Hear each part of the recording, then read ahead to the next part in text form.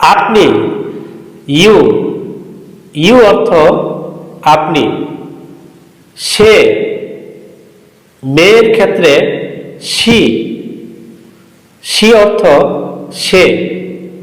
তাকে, হিম, হিম অর্থ তাকে।